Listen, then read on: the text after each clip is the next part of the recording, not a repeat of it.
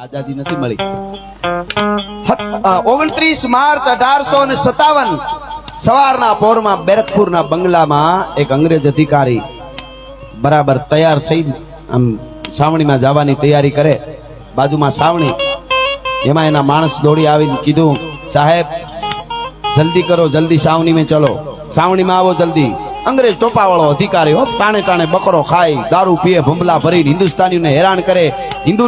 આપણી હિન્દુસ્તાનની કોઈ પણ વરણની હિન્દુસ્તાનની કોઈ દીકરી હાલી જતી હોય તો એને આમ ભાલાની અણીએથી શરીર માથે ઘૂંસતા મારતો જાય ને હાલો જાય. આવો ફાટીને ધુવાડે ગયેલો અંગ્રેજ ટોપા વાળો.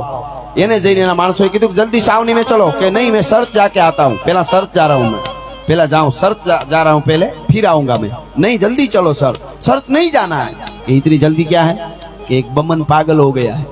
एक ब्राह्मण नो जुआन गांडो थी गयो છે. एक ब्राह्मण, एक बमन पागल हो गया है.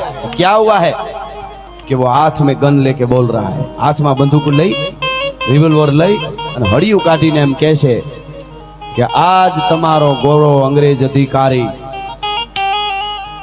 મારી સામે આવે હું એને સવાલ કરું અને સવાલનો જવાબ ન આપે 3 વારમાં અને એની છાતીમાં ગોળીઓ ન ધરબી દઉં તો મંગલ પાંડે ને આ મારી પ્રતિજ્ઞા છે, ભલા માણસ એવી રીતે હડિયું કાઢી ગયો છે. અને આવ્યો મદમાં અંગ્રેજ. એને તેમ હતું આપણને મારે, આ આપણા સેવક, આપણા બધા ગુલામ કહેવાય ભારતીયો, એ આપણને કેવી રીતે બંદૂક મારે. આવીનું ભર્યું, આય મંગલ क्या हुआ है, शराब पी है? शराब मैं नहीं पीता.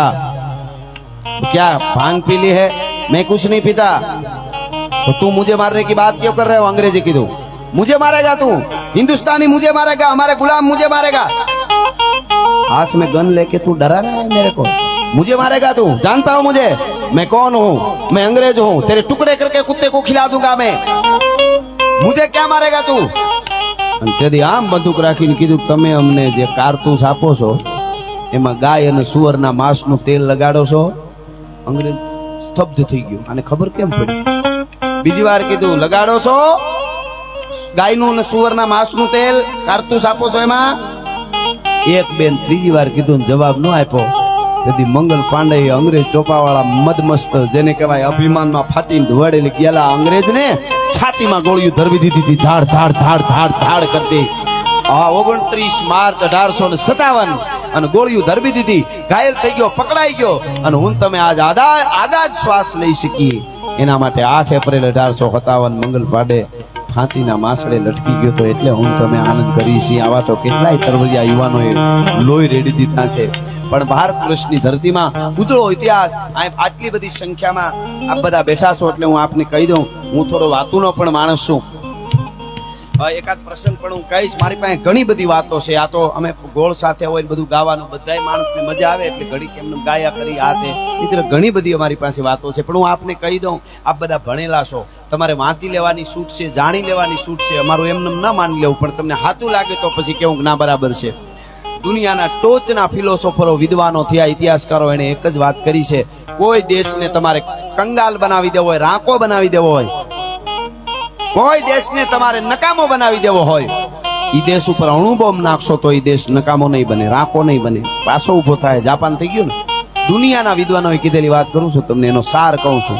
તમે અહીંયા આવ્યા ને બેઠા ને 2-3 કલાક સમય આપશો એટલે તમને એમ ન થાય કે મેં સમય ખોટો આપ્યો. આ તો સનાતનની વાત છે, એ તો છે જ, પણ પ્રોગ્રામમાં ક્યાંય જાવ તો તમને એટલે કહું. દુનિયાના દેશના ટોચના વિદ્વાનોએ વાતો લખી કે કોઈ દેશને તમારે રાંકો બનાવી દેવો હોય તો એક જ કારણથી બને, એનું યુવાધન દીકરી દીકરાઓ છે એને એનું સાહિત્ય અને એનો ઇતિહાસ ભૂલવાડી દો એટલે ક્યાંય ના નરી આવો. ટોચના વિદ્વાનોએ કીધું છે, એ વાત કરું છું તમને. એ ન ભૂલાય એટલે આ કથાઓ કરીને કહો. પ્રોગ્રામ તો કૂદકા મારી તોય હાલે, પણ આપણાથી થાય નહીં. લેલાડી લેલે કરે ને ગાયું પોતાનું ગાય, હું બીજાથી ન બોલાય કુળવંતાથી કાનિયા. હા, એ વાત જુદી છે. ભૂરી જટાળો ભલે લાંગણું બરડે પણ ખડ નો હાવજ ખાય. લાગ ગોતે ઓલા હિયાળિયા લૂચા, એવું એનાથી નીમ નો નિભાવાય. રાશી એક જંગલે રેવું, જીવતરની જુદી ઉઠ્યો. દાદ બાપુના શબ્દોમાં કેવું હોય તો જાત કમાણી કરીને ખાઈ સિંહની જાત, ભૂખો રે પણ કોઈ દી ખડ નો ખાઈ સિંહની જાત. મારાથી આ થાય, આ નો થાય, મારું કુળ કયું, મારો બાપ કોણ, મારું મોહાળ કોણ, ઈ મજા છે. અને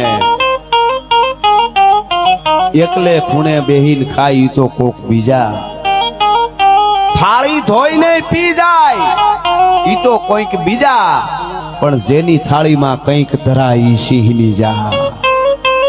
અને મર્યા પછીનો માલ ઈ તો ગોલણ ગાડા ભર્યો, પણ જીવતા જેનું બાવડું ન જલાય ઈ સિંહની જા. ઈ આપણી થરા છે અને ઈ ધરતીની વાતો છે. અને હુરજ બાણના સાનિધ્યમાં દાદા હુરજના એની મારે એક પ્રસંગ કહેવો, પણ એની પહેલા મને ગમતું એક ગીત અત્યારે બધાયને ખૂબ ગમે છે. અને દ્વારકાધીશનું આ ગીત અત્યારે દેશ વિદેશમાં ગવાય છે. એટલે આહા, અરે ઓખો તો દુનિયાથી નોખો કહેવાય, દ્વારકાના દેવની તો વાત જ નો થાય.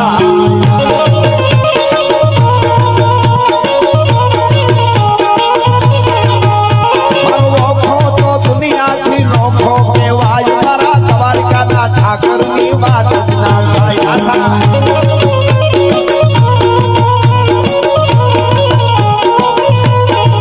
મીઠુડી ધરતી, મીઠુડી ધરતી, મીઠુડી ધરતી, મીઠુડી ધરતી, મીઠુડી ધરતી ના મીઠા ભગવાન, દરિયાના ફળિયામાં મીઠા ભગવાન.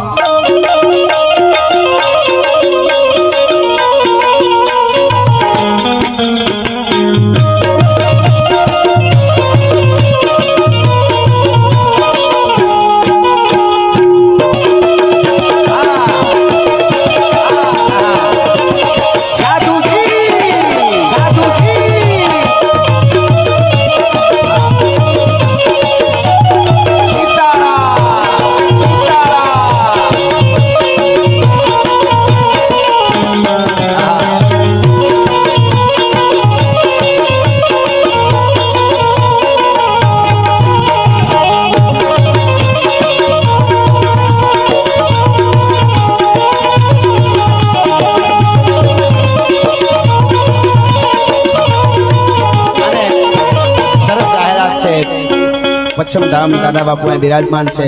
આગામી 27/1/2024 અને શહીદ પરિવારની દીકરીના સમૂહ લગ્નોત્સવ ઉજવાય છે. ત્યાં 51 સમૂહ લગ્નોત્સવ અને કેવડું મોટું કામ મા ભૌમ માટે. કાયમ મારા પ્રોગ્રામમાં કહું છું, અહીંયા બધા બેઠેલા એને કહું કે આપણા દેશના યુવાનો ક્યાંક રેગિસ્તાનમાં, ધકતા ધોમ તડકામાં અને ક્યાંક ઠેઠ સિયાસીન જેવી જેને કહેવાય ધરતીમાં માઇનસ ડિગ્રીઓમાં થરથર કાપતા કાપતા હથિયારો લઈને રાત દિવસ જાગે છે. આપણા દેશના યુવાનો રાત દિવસ જાગે છે. એટલે પ્રોગ્રામમાં તબલા વાગે છે, એટલે પ્રોગ્રામમાં સંગીત વાગે છે, એટલે હું તમે આનંદ કરી શકી છે.